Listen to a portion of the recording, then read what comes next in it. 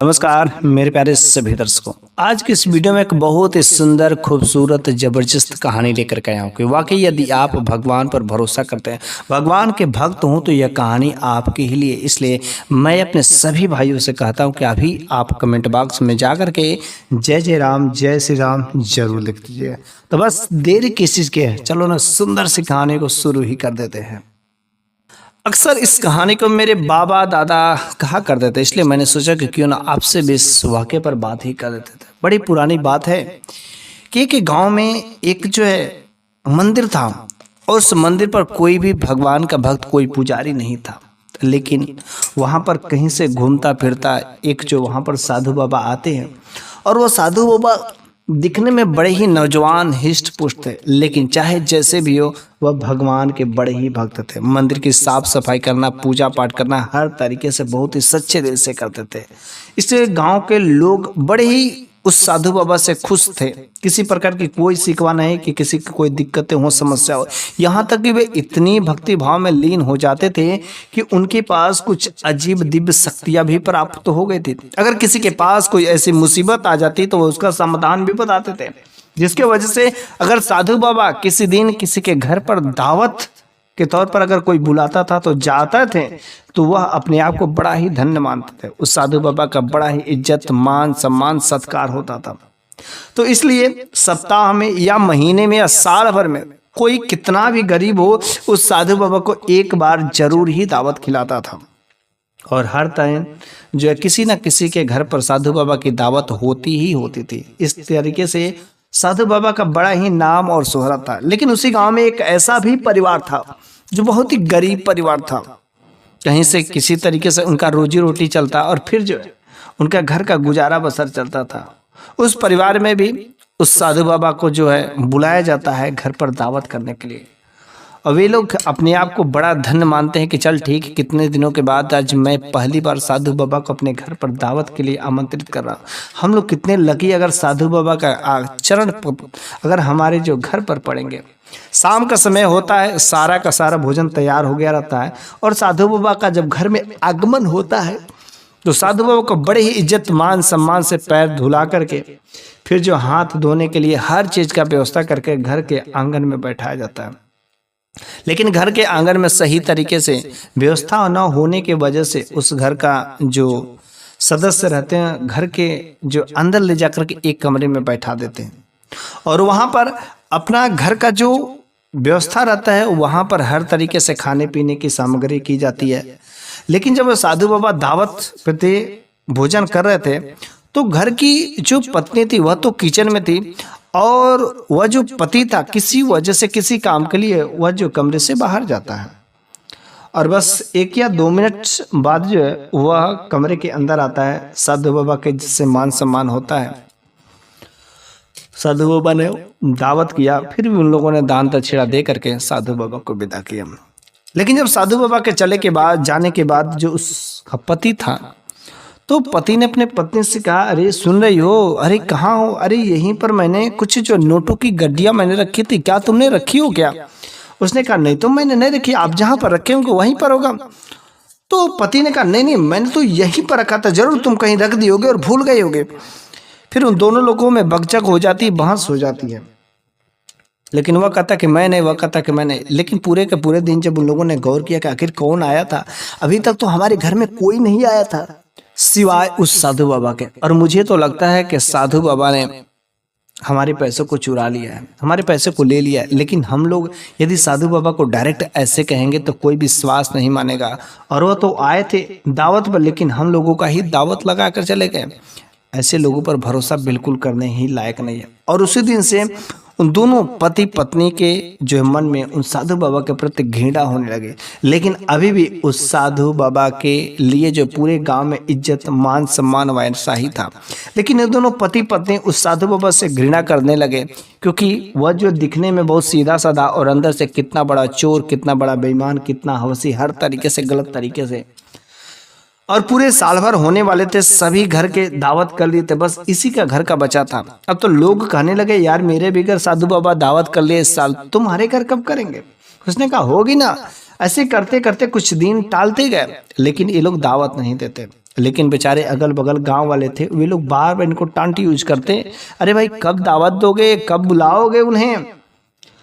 फिर उसकी पत्नी ने कहा कि देखिए जी, जब लोग इतना कह ही रहे तो हो सके साधु बाबा की कोई मजबूरी होगी, इस वजह से उन पैसों को ले लिए और जाने दो, छोड़ दीजिए। अब तो वो पुराने दिन बीत गए, अभी हम लोग फिर से साधु बाबा को आमंत्रित करते हैं और फिर से उनको दावत दे देते हैं, हो सके खुदा न खास्ता कुछ अच्छा ही हो।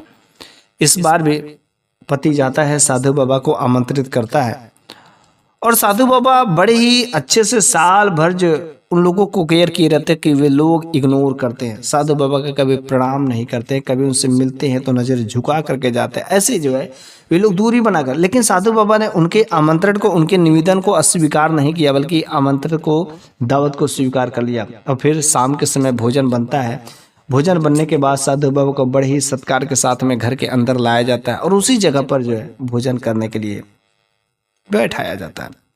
साधु बाबा वहाँ पर बैठते हैं, भोजन करते हैं। भोजन करने के बाद जब भोजन समाप्त हो जाता है तो पति के मन में एक ख्याल आता है और उसने साधु बाबा से बहुत ही डरते आवाज में कहा कि गुरुजी, मेरे मन में एक बहुत ही प्रश्न जो है कूद रहा है, बेचैन कर रहा है, अगर आपकी इजाजत हो तो मैं आपसे पूछ लूं। उसने कहा हकीकत, कोई भी आपको अगर कोई संशय है तो मेरे से कहिए। तो उसने कहा साधु बाबा, पिछली बार जब आपने हमारे घर पर दावत करने आए थे तो इसी जगह पर हमने एक नोटों की गड्डिया रखे थे और आपने उन नोटों को, गड्डिया को कहीं ले तो नहीं लिया ना। साधु बाबा ने जैसे यह बात सुनी तुरंत वह साधु बाबा रोने लगते हैं। जब साधु बाबा रोने लगते हैं तो इन दोनों पति पत्नी को यकीन हो जाता है कि मुझे लगता है कि साधु बाबा ने इन पैसों को लिया था और आज इनकी चोरी पकड़ी गई है। लेकिन जब काफी समय तक आंखों से आंसू बहने के बाद उसने पूछा कि आखिर बाबा जी आप क्यों रो रहे हैं। साधु बाबा ने कहा कि तुम सोच रहे होगे कि मैंने तुम्हारे पैसे लिए और मेरी चोरी पकड़ी गई, इस वजह से मैं रो रहा। तो मैं बिल्कुल ऐसा नहीं रो रहा हूँ, मैं तो तुम्हारे इस करतूत पर रो रहा हूँ कि तुमने मेरे ऊपर शक किया, तुम सोच रहे इसलिए मैं रो रहा हूँ। नहीं, इस पर भी मैं नहीं रो रहा हूँ। अरे मैं इसलिए रो रहा हूँ कि जिन पैसों को तुम खोज रहे हो ना, काश तुम अपने घर का हर अलमारी को अच्छे से जांच लिया था और वो जो सबसे तुम्हारे घर की जो मंदिर में पवित्र पुस्तक रखी हुई जो रामायण का है, उस मैंने रामायण के बुक में उस पैसे को रख दिया। क्योंकि दरअसल बात उस समय की है कि जब मैं दावत कर रहा था, भोजन करता, उसमें पैसे बार बार उड़ रहे थे। फिर मैंने उन पैसों को रामायण की किताब में रख दिया और मैंने सोचा कि रामायण तो सभी लोग पढ़ते हैं और शायद साल में कभी भी अगर रामायण की पुस्तक जो तुम खोलोगे तो तुम्हें वो पैसे मिल जाएंगे। लेकिन मुझे बड़ी दुखी की बात है, पूरे साल के साल बीत जाते हैं और रामायण की किताब एक बार भी तुमने नहीं खोली। इससे यही पता चलता है कि तुम जो अपने धर्म को कितना मानते हो। तुम रामायण जो कितनी पवित्र पुस्तक को एक बार भी खोलने का प्रयास नहीं किया, पूरे के पूरे साल बीत जाते हैं, काश तुमने एक बार रामायण की पुस्तक खोल ली होती। पति तुरंत जाता है और जब रामायण की पुस्तक को खोलता है तो सारे के सारे पैसे वैसे ही सही सलामत से रखे हुए थे। अब वह तुरंत साधु बाबा के आगे दोनों पति पत्नी मिलकर के गिड़गिड़ाने लगते हैं कि बाबा मुझसे बहुत बड़ी गलती हो गई, मैंने आप पे शक किया, गलती मेरी है कि मैंने एक बार भी साल भर में अपने धर्म रामायण की पुस्तक को नहीं खोल करके देखा, कुछ कभी उसको टच ही नहीं किया, ये तो सारा का सारा दोष हमारा है। और इस तरीके से साधु बाबा उन परिवार वालों को बहुत ही अच्छा ज्ञान का सबक दे करके गया। उस दिन से वे दोनों पति पत्नी भगवान के सच्चे भक्त भी हो जाते हैं और रामायण, भगवद गीता और एक से एक पवित्र पुस्तकों को वो पढ़ना, अध्ययन करना शुरू कर देते हैं। तो मेरी तो यह कहानी यहीं पर समाप्त हो जाती है, लेकिन इसके साथ ही साथ एक और मैं बहुत ही खूबसूरत जबरदस्त कहानी मैं आपके साथ पेश करना चाहता हूँ जो आपके दिल को छू जाएगी और बहुत ही ज्ञानवर्धक भी है। तो एक बार की बात है कि एक गाँव में जो है एक महिला थी और उसकी शादी हो गई थी। शादी होने के बाद वह अपने पति के साथ रहती थी। उसका एक जो छोटी सी बच्ची थी, वो अपने बच्चे से बेइंतहा मोहब्बत करती थी, प्यार करती थी। उसका पति बड़ा ही अच्छा था, लेकिन पता नहीं क्या हुआ कि वो उसका पति जो किसी दूसरे के साथ में या कहाँ बिन बताए अपने पत्नी को जो घर से कहीं बाहर चला गया। और जब घर से कहीं बाहर चला जाता तो एक दिन होता है, 2 दिन होता है, तो वो इंतजार करती शायद मेरे पतिदेव कहीं गए होंगे। और आ ही जाएंगे और बिन बताए कहाँ जा सकते हैं। लेकिन एक दिन बीता है, 2 दिन बीता, लेकिन कुछ पता नहीं चलता है। ऐसे करते करते साल भर अपने पति के इंतजार में बेचारी वह रहती है, लेकिन पति का कोई खोज खबर नहीं। लेकिन किसी के माध्यम से तो पता चल ही जाता है कि हाँ, तुम्हारा पति किसी दूसरी लड़की के साथ में, किसी दूसरी औरत के साथ में वह शहर में जा कर के बस गया। अब वो तुम्हारे पास कभी नहीं आएगा, क्योंकि अपना लाइफ वहीं पर सेट कर ले। बेचारी को बड़ा ही दुखी होता है, बड़ा ही अच्छा नहीं लगता है।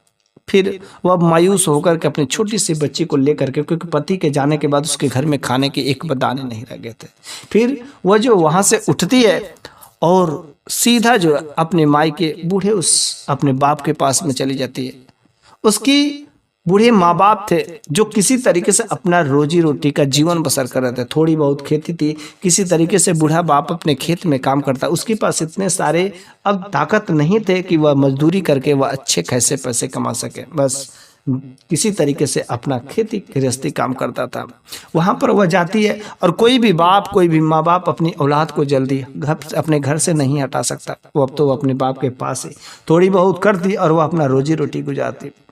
और यह खुशी भगवान को भी नहीं देखा गया। और ज़्यादा दिन नहीं होते हैं कि कुछ ही दिन बाद उसके माँ और बाप जो बूढ़े रहते हैं वह भी इस दुनिया से विदा हो जाते हैं। अब तो वह उस घर में अकेली रह जाती अपनी छोटी सी बच्ची को लेकर के। लेकिन करे तो करे क्या, वो अपनी छोटी सी बच्ची को छोड़ के कहीं जा भी नहीं जा सकते। कोई काम करे तो कैसे करे, क्योंकि वह बच्ची बहुत ही छोटी थी, मासूम थी। फिर उसके समझ में जब कुछ नहीं आता तो बस कहा जाता है ना, जब कोई रास्ता नहीं समझ आता है तो भगवान का दरबार याद आता है। और वो महिला भगवान के दरबार में जाकर के विनती करने लगती है, प्रार्थना कर लेते कि हे भगवान, मेरे को कोई रास्ता दिखाओ, कोई रास्ता दिखाओ, कोई रास्ता दिखाओ। लेकिन कोई रास्ता कुछ दिनों तक कोई पता नहीं चलता। वह समझती है, वह भगवान से प्रार्थना करती कि हे भगवान, अरे मेरे पति को कम से कम सही रास्ते पर ही तो ला दो। वह जो दूसरे के जाल में फंस गया है, अरे कुछ तो करो। लेकिन भगवान से जब कहा जाता, किसी से भी, मैं भगवान से मैं बात नहीं कर रहा, किसी से भी अगर एक ही बात को बार बार कहोगे तो भगवान तुम्हारी विनती अवश्य ही सुन लेगा। और एक बार गजब की बात उसकी तब हो जाती है कि जब उसकी छोटी सी बच्ची का रात्रि के समय में तबीयत बहुत ही खराब हो जाता है। पूरी रात जो तबीयत इतना खराब था कि उसका शरीर का टेम्परेचर जो बढ़ता ही जाता है। उसे जब कुछ भी नहीं समझ आता है तो बस वह अपने छोटी सी बच्ची के सर पर जो ठंडा पानी का जो कपड़े से भिगोती और फिर वह भगवान से विनती करती, रोती, कहती कि भगवान, अरे मेरी बच्ची को कुछ हो ना जाए। और बार बार वह भगवान से ही प्रार्थना करती, भगवान से ही सहायता मांगती, कुछ तो रास्ता दिखाओ। सुबह का समय हुआ रहता है, बच्ची का बुखार उतरने का नाम नहीं ले लेता है। ऐसा लगता था कि बच्ची कब सांस छोड़ करके चली गई। उसके पास इतने सारे पैसे भी नहीं थे कि वह करे तो करे कैसे। लेकिन वह भगवान से विनती जरूर करे थे, वह रो रो करके कह रहे थे। और कोई भी अगर आप विनती, जैसे एक छोटा सा बच्चा अपने मम्मी पापा से रो करके कुछ मांगता है तो 100% में से 80% वह सामान मिल ही जाता है। वैसे यदि आप भी भगवान को भक्त मानते तो आपको कुछ मांगना है तो रो कर मांगिए ना, देखिए वह कैसे नहीं देगा, वो उसको पूरा करना ही पड़ेगा। और ठीक ऐसे ही माँ भी अपने बच्चे के लिए प्रार्थना करने लगती है। तब तक कुछ देर बाद उसके घर का दरवाजा खटखटाया जाता है। जब वह घर का जाती है, दरवाजा खोलती तो वहाँ पर देखती सामने एक डॉक्टर। उसने कहा मरीज कहाँ है, जल्द से मेरे को मरीज के पास ले जाइए, मरीज बहुत सीरियस है। वो तुरंत डॉक्टर जो है को वो अपनी छोटी सी बच्ची के पास में लेकर के आती है। और जब उससे बच्ची का देख करके डॉक्टर ने इलाज किया, दवा किया, और दवा करने के बाद उस बच्ची का बुखार धीरे धीरे उतरना शुरू हो गया। जब धीरे धीरे शुरू हो गया तो उस डॉक्टर ने कहा जल्द से मेरे को पैसे लाइए। उसने कहा पैसे, मेरे पास तो पैसे नहीं है। उसने कहा तो फिर कॉल कौन किया था? अरे कौन कॉल किया था यहाँ पर मेरे को आने के लिए? उसने कहा मैंने तो कॉल नहीं किया था। उसने कहा क्या यह जो है साजिद साहब का घर नहीं है? उसने कहा नहीं नहीं, तो साजिद साहब का घर नहीं है। उसने कहा तब तो मुझसे गलती हो गई। फिर जो है वह जो है डायरेक्ट गांव में वहां से निकलता है, कुछ बोलता नहीं, और उनके घर पर जाता है। वहां पर इलाज करने के बाद इस सारा का सारा बात को बताता है। वहां से जो वह सेठ उस गांव का सबसे जो रईस सेठ था, ताकतवर सेठ था, उसकी जब बात सुनती है, वो डॉक्टर ने बताया तो उसको दया आ जाती है। ऐसी हालत है फिर वह डॉक्टर कुछ समय बाद फिर से आता है, दरवाज़ा खटखटाता है। दरवाज़ा जब खुलती है तो फिर से वो डॉक्टर को देखती है और कहती है कि डॉक्टर साहब, मैंने कितनी बार बोला आपसे, मेरे पास पैसे नहीं है, मैं पैसे नहीं दे सकती। लेकिन जो उस गांव का जमींदार था ना, उसने कहा घबराओ नहीं, अब तुम्हें पैसे देने की कोई जरूरत नहीं, तुम्हारे जितने भी पैसे होंगे और कभी भी कोई दवा की अगर इलाज की जरूरत होगी तो बस ये डॉक्टर आपसे हमेशा तुम्हारा इलाज कर देंगे, ये बच्ची जब तक बड़ी नहीं हो जाती। और इस तरीके से भगवान का एक दूत वहां पर आ जाता है और उस बच्ची का रक्षा भी करता है। और कुछ ही समय बाद उसके पति का दिमाग जो डाइवर्ट हो जाता है, वहां से वह उस महिला को छोड़ करके वह जिसके जाल में फंसा हुआ था वह अपनी पत्नी के पास में चला आता है और अपनी पत्नी से रो रो करके अपनी गलती का प्रायश्चित मांगता है, माफी मांगता है। करे तो करे क्या, बेचारी वह पत्नी इतनी सीधी सादी, भगवान का जो बड़े भक्त, अगर भूला बिसरा, अगर कैसे भी वो मेरे पास आ गया, इससे बेहतर कुछ नहीं हो सकता। वो अपने पति को माफ कर देती है और फिर वह पति पत्नी अपने बच्चे को लेकर के साथ में रहना शुरू कर देते हैं। अब तो जब पति साथ में आ गया तो वह बाहर कुछ 2-4 पैसे का काम भी करता और फिर से घर गृहस्थी में वो अच्छा सा जीवन गुजारने लगा। मेरे प्यारे सभी दर्शकों, आज की यह कहानी आपको कैसी लगी है कमेंट बॉक्स में आप अपना जवाब जरूर दीजिएगा, वरना जय जय राम जय श्री राम अवश्य ही लिख सकते हैं। आप यदि भगवान को मानने वाले हैं तो इतना जरूर कर सकते हैं। अगले वीडियो में मैं फिर से एक नई शानदार कहानी के साथ में लेकर के हाजिर होऊंगा। तब तक के लिए धन्यवाद।